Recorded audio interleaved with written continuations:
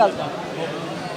ਮਰੀਮ ਨਵਾਜ਼ ਜਿੰਦਾਬਾਦ ਗੱਲ ਕੀ ਮਦਦ ਕਰਦੇ ਹੋ ਕਿ ਸਰਕਾਰ ਦੀ ਮਦਦ ਕਰਨਗੇ। ਸਰਕਾਰ ਦਾ ਸਭ ਤੋਂ ਵੱਡਾ ਮਸਲਾ ਹੁਣ ਨੰਬਰਦਾਰ ਬਣ ਗਿਆ। ਹੱਕ ਵਾਲੇ ਦੀ ਮਦਦ ਕਰਦੇ ਹਾਲਾਂਕਿ ਅਸੀਂ ਆਪਣੀ ਮਦਦ ਵਾਸਤੇ ਰੱਖੇ ਲੇਕਿਨ ਜੀ ਦੇਖੋ ਸਾਡਾ ਹੱਕ ਆ 4 ਸਾਲ ਕੇਸ ਲੜ ਕੇ ਡਿਗਰੀ ਬਣੀ ਹੈ ਅਮਿਤਰਾ ਮਦਦ ਵਾਸਤੇ ਲੈਟਰ ਨਹੀਂ ਬਣਾ ਕੇ ਦਿੰਦਾ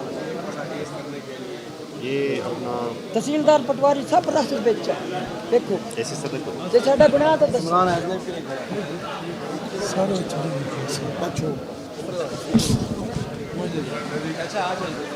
ਮੌਕੇ ਤੇ ਕਬਜ਼ਾ ਵੇਖੋ ਸਾਰਾ ਕੁਝ ਵਿਖਾਇਆ ਜਿਹੜੀ ਹੁੰਦੀ ਨਾ ਆਪਣਾ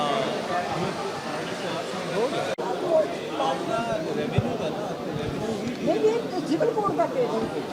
ਸਿਵਲ ਕੋਰਟ ਤੋਂ ਬਾਅਦ ਅਮਲਦਰਾਮਦ ਕਿਹਨੇ ਕਰਾਉਣਾ ਤੁਸੀਂ ਆ ਕੇ ਦੇਣਾ ਮੈਂ ਉਹ ਉਸੇ ਅੱਜ ਲੈਟਰ ਤੁਸੀਂ ਦੇਣਾ ਸਬੂਤ ਦੇ ਅਮਲ ਕਰਾਓ ਕੋਈ ਗੱਲ ਨਹੀਂ ਹੋ ਗਈ ਗੱਲ ਮਰੀਮ ਨਵਾਜ਼ ਜਿੰਦਾਬਾਦ ਗੱਲ ਕੀ ਹੋਈ ਹੈ ਦੱਸੋ